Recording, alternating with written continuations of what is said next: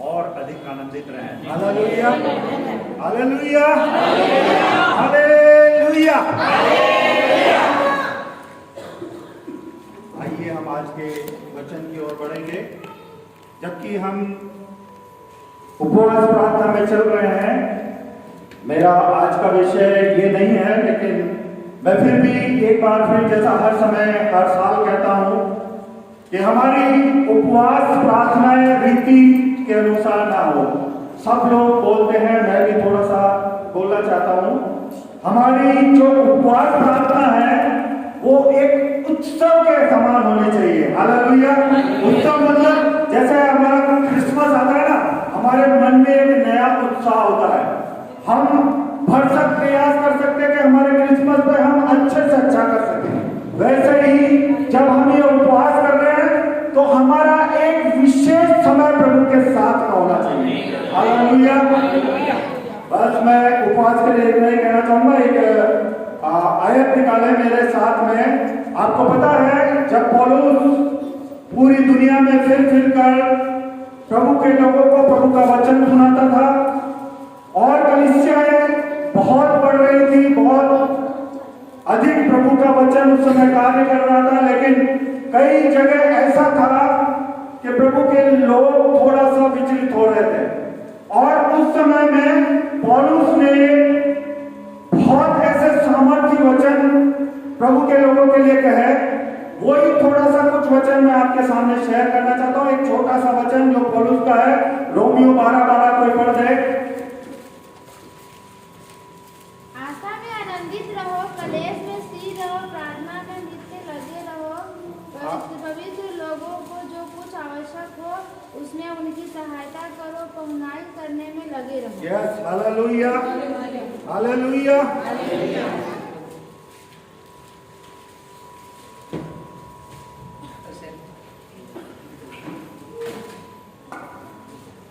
Hallelujah.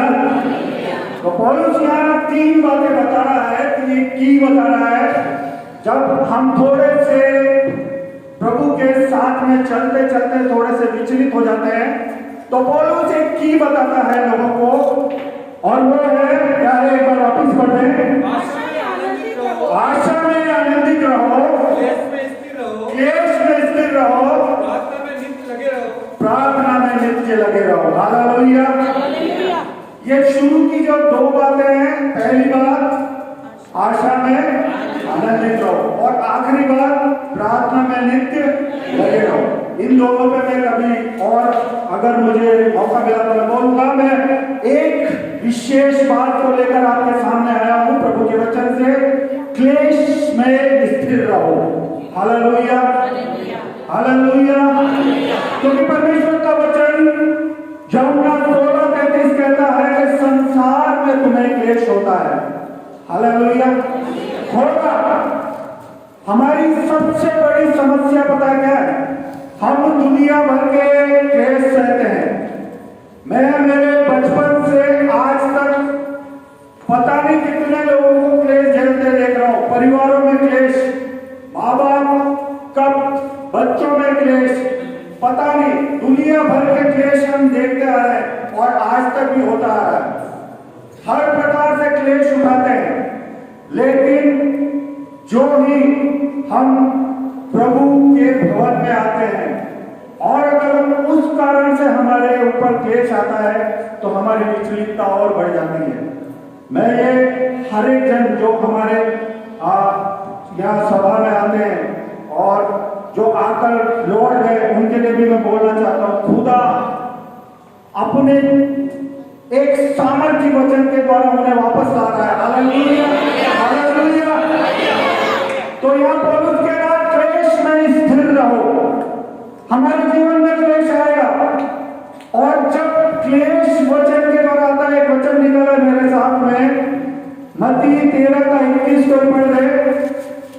जब हम मसीह को अपनाने के बाद, चाहे हम मसीह हो, चाहे हमारा बैकग्राउंड और कोई हो, लेकिन जो ही प्रभु को हम अपनाते हैं तो हमारे साथ में होता है क्या? एक बार वचन पढ़ रहे मत्ती 13:21। पर अपने में जड़ न रखने के कारण यस, वे थोड़े ही दिन का है, और जब वचन के कारण यस, क्लेश या उपद्रव होता है हाँ, तो तुरंत ठोकर खाता है। हालेलुया। क्या लिखा है? जब वचन के कारण हम बहुत क्लेश भोगते हैं, हमें एक विशेष लोगों के द्वारा हमारे मन में हमारे हमारे हमारे लोगों के द्वारा कोई वचन किसी के पास पहुंचता है, कोई परेशान में है, उसके पास वचन पहुंचता है, तो वो क्या करता है? प्रभु के पास आने लग जाता है। और जब प्रभु के पास आता है तो लोगों की निगाहें उस पर टिक जाती है। हालेलुया। इससे पहले वो दुनिया की बड़ी से बड़ी बुराई में जी रहा हो, इससे पहले वो दुनिया के सबसे खराब काम कर रहा हो, लेकिन लोग उसे उतना नहीं बुरा जानते हैं जितना कि प्रभु के भवन में आने के बाद जानने लग जाते हैं। हालेलुया। मैं सच्चाई बता रहा हूँ, मैं एकदम सच्चाई बता रहा हूँ। और ये होता है, अक्सर होता है। हम जो नए या इस कलीसिया में आ रहे हैं, मैं उन्हें ये दिलासा दिलाना चाह रहा हूँ। पौलुस का वचन कहता है क्लेश में स्थिर रहो, हम स्थिर कैसे रहेंगे ये मैं बताना चाहता हूँ। हालेलुया। तो जब हम प्रभु के भवन में आते हैं और वचन कहता है कि क्लेश या उपद्रव के द्वारा लोग हमें ऐसा वैसा बोलने लग जाते हैं, बहुत बुरी बुरी बातें बोलने लग जाते हैं, और कई लोग वो क्लेश के द्वारा इस भवन को छोड़ देते हैं। Hallelujah, hallelujah. हमें ऐसा नहीं करना है, हमें ऐसा नहीं करना। हमें उन जो ये बाइबल है, इसमें कई एक पात्र हैं जिन्होंने अपने पूरे जीवन को क्लेश में बिताया, लेकिन क्लेश में बिताने के बाद उनका जीवन निखर गया। Hallelujah, hallelujah. इस बाइबल में ज्यादातर लोगों ने अपने जीवन में क्लेश उठाया, और जितना ज्यादा लोगों ने क्लेश उठाया उतने ज्यादा लोगों ने तरक्की की। हालेलुया। एक पात्र जो मेरा पहला पात्र है, मैं दाऊद के विषय में कुछ बोलना चाहूंगा। दाऊद को आप सब जानते हैं, बचपन से ही उसके माँ बाप उसे भेड़ बकरी चढ़ाने को भेज देते हैं। वहां पता नहीं कितने शेर चीते सब आते हैं, लेकिन वो खुदा का महिमा करते हुए बढ़ता है और बड़े क्लेश के साथ में वो अपना बचपन बिताता। उसके बाद में जब वो उसका अभिषेक वो नया राजा के रूप में होता है, और जैसे शाऊल को ये पता चलता है तो शाऊल उसके पीछे पड़ जाता है। जब तक शाऊल नहीं मरता है वो उसके पीछे पड़ जाता है। उसके बाद शाऊल मरने के बाद जब राजा बनता है दाऊद, तो उसका बड़ा बेटा अबशालोम उसके पीछे पड़ जाता है। उसके बेटा के मरने के बाद भी कई राजा लोग अपने साथ में एका करके उसके विरुद्ध बहुत ज्यादा युद्ध करते हैं, यहाँ तक कि दाऊद का पूरा जीवन खून खराबे में बीता, लेकिन फिर भी कभी उसने ये नहीं कहा कि खुदा मैं तेरे सामने नहीं आऊंगा, बल्कि हमेशा दाऊद हमेशा खुदा के साथ में रहता। और हम में से कई लोग जरा सा क्लेश आता है ये भवन छोड़ जाते हैं, लेकिन दाऊद अपने वचन में एक वचन निकाले मेरे साथ, भजन संहिता उसकी 27 का पद उसकी चौथी है। एक बार भजन 27 का 4। एक बार मैं यहोवा से मांगा है, हालेलुया। उसी के यत्न में लगा रहूंगा कि मैं जीवन भर यहोवा के भवन में रहने पाऊं। इससे यहोवा की मनोरथा पर दृष्टि लगा रहा हूं और उसके मंदिर में ध्यान किया करूं। Yes, hallelujah. ये वचन हम यूं ही पढ़ जाते हैं ना। इस वचन को आप अगर सही पढ़ोगे, क्या लिखा है? एक वर मैंने यहोवा से मांगा है। वर में क्या मांगा जाता है?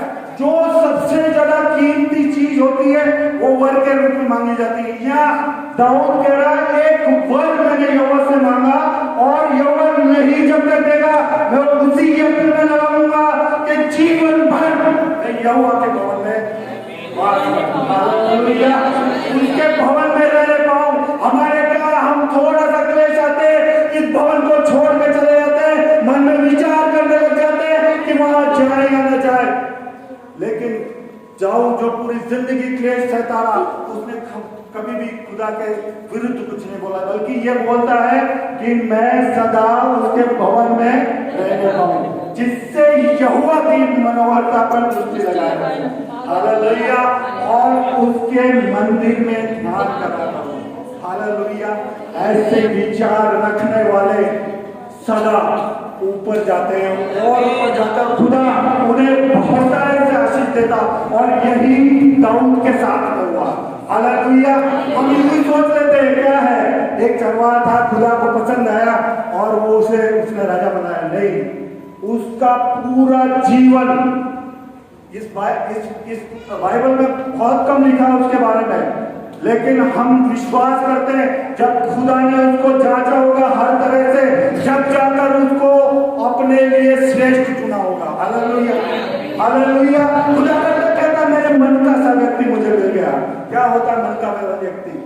जैसा खुदा सोचता है वैसा दाऊद सोचना, जैसा खुदा चाहता वैसा दाऊद चलना, ऐसा होता है मन का सा व्यक्ति। कोई ऐसा ही नहीं हो जाता कि बस खुदा को पसंद आया और उसने चुन लिया, हालेलुया, हालेलुया। एक वचन निकाले भजन 9 का 9, देखिए यहोवा पिसे हुओं के लिए हालेलुया ऊंचा गढ़ ठहरेगा, वे संकट के समय के लिए भी ऊंचा गढ़ ठहरेगा, हालेलुया। वचन पढ़े, तेरे नाम के जानने वाले तुझ पर भरोसा रखेंगे, क्योंकि हे यहोवा तूने अपनी खोजियों को त्याग नहीं दिया। उसके खोज में लगे रहो। क्या बोल रहा है? तेरे नाम के जानने वाले। दाऊद उसके नाम को जान गया था, आज हम उसके नाम को क्या जानते हैं? यहोवा हीरे प्रबंध करने वाला मेरे लिए प्रबंध करता है, यहोवा शालोम मुझे शांति देता है, उसके एक एक नाम को हमने जानना है, और अगर हम उसके नाम को जान जाएंगे तो हम किसी भी एक क्लेश से ऊपर आ जाएंगे, हालेलुया। हमारे जीवनों में कोई भी क्लेश हमारे ऊपर नहीं आएगा। और एक वचन भजन 37 का 39, दाऊद कहता है सब काम छोड़ दो और खुदा के चरणों में आ जाओ। भजन 37 40 यहोवा की ओर से होती है, संकट के समय वे उनका गढ़ है, और यहोवा उनकी सहायता करके उनको बचाता है, वो उनको दुष्टों से छुड़ाकर उनका उद्धार करता है, हालेलुया। सबसे अधिक जरूरी है कि हम धर्मी बने, सबसे। और धर्मी क्या, धर्मी हम कैसे बन सकते हैं? सुबह एक सफेद गाय को रोटी देने से, शाम को काले कुत्ते को देखकर उसको रोटी देने से, चारा देने से। ये सब तुम्हारे धर्म के काम मेरे चित्रों के समान है, हालेलुया। ये सारे काम, तो धर्मी के काम क्या है? धर्म के काम क्या है? हर एक वो काम जिससे यहोवा प्रसन्न होता है वो धर्म के काम है, जिससे यहोवा बोलता है ये मेरा बच्चा है, ये मेरी संतान है, वो धर्म के काम होते हैं। अगर हम धर्मी बने, हम यहोवा को जानने वाले बने, तो प्रभु हमें वो सामर्थ देता है कि हमें हर एक क्लेश से ऊपर आ सकते हैं, हालेलुया, हालेलुया। अगला बात पौलुस को लेना चाहूंगा, उसके जीवन पर कुछ बातें हम देखेंगे। पौलुस, आप सब जानते हैं, पौलुस एक ऐसा व्यक्ति था जो मसीह के लोगों को सताता था, और जो भी प्रभु का नाम लेता था उसको वो आदमी पसंद नहीं था।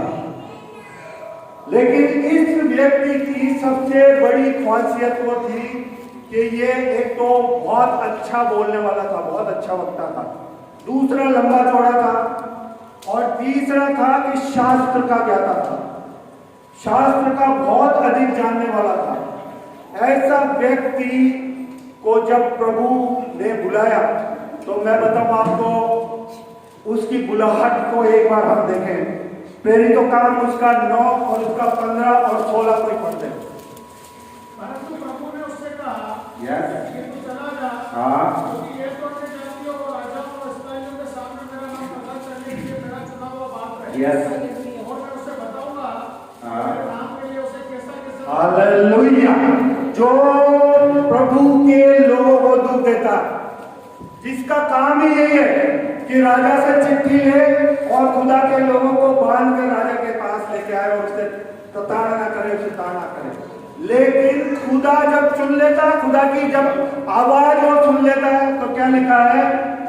हनन्याह से प्रभु बोल रहा है, परंतु प्रभु ने उससे कहा तू चला जा, क्योंकि वह तो अन्य जातियों और राजाओं और इस्राएलियों के सामने मेरा नाम प्रकट करने वाला। हालेलुया। खुदा का चुनाव देखें, एक ऐसे आदमी को जो खुदा के विपरीत चल रहा है, खुदा के साथ नहीं है, लेकिन खुदा उसको चुनकर खड़ा कर देता है। हम तो फिर भी यहाँ चर्च में आते हैं। हालेलुया। क्या खुदा हमको चुनकर खड़ा नहीं कर सकता? क्या कर सकता है।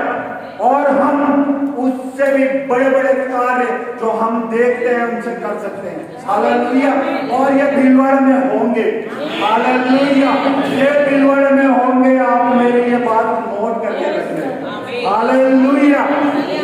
प्रभु कहता है और मैं उससे बताऊंगा कि मेरे नाम के लिए उसे कैसा कैसा तो उठाना पड़ेगा। हालेलुया। एक पहलवान टाइप आदमी, एक वक्ता, शास्त्र का ज्ञाता, उसको प्रभु कह रहा है मेरे लिए तो दुख उठाएगा। क्या यह संभव है? ऐसा सोचकर, ऐसा सुनकर, क्योंकि प्रभु ने यहाँ लिखा, मैं उसे बताऊंगा, और हम जानते प्रभु ने उसे बताया होगा, दर्शाया होगा। लेकिन ऐसा व्यक्ति वापस क्यों नहीं फिरा? क्योंकि उसे प्रभु की आवाज सुनाई दी, उसे प्रभु के दर्शन दिखे। और हम भी यही करें। अगर हम क्लेश में से होके जा रहे हैं, अगर हमारे जीवन में क्लेश है, तो प्रभु के चरण में आ जाए, उससे बातें करें। आपकी हर एक समस्या, आपका हर एक क्लेश जाता रहेगा। हालेलुया। हालेलुया। और इतना कहने पर भी हम उसके वचनों को पढ़ते हैं तो हमारी हृदय उस धन्यवाद से भर जाता। क्या फिलिपियों 1:20 निकाले, 1:20 और 1:21। हालेलुया। जो व्यक्ति मसीह को, लोगों को सताने वाला, क्या कह रहा है? हालेलुया। मैं तो मेरे लिए, हाँ बोलिए, सही है। यस। हाँ हाँ हाँ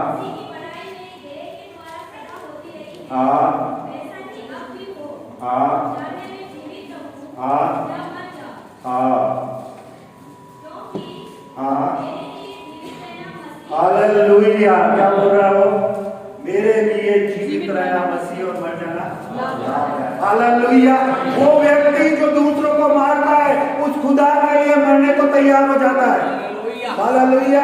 हम जरा सा क्लेश आ जाता है, हम ये छोड़ देते हैं। हम कहते खुदा क्या कर रहा है तू? अरे खुदा, एक महीना तो जब मैं चर्च में गया बहुत अच्छे से निकला था, 4 संडे गया, 5 संडे गया, बहुत अच्छे से निकला। लेकिन ये क्या हो गया? हमारे जीवन में थोड़ी सी परेशानी हमारे मन में विचलितता कर देती है।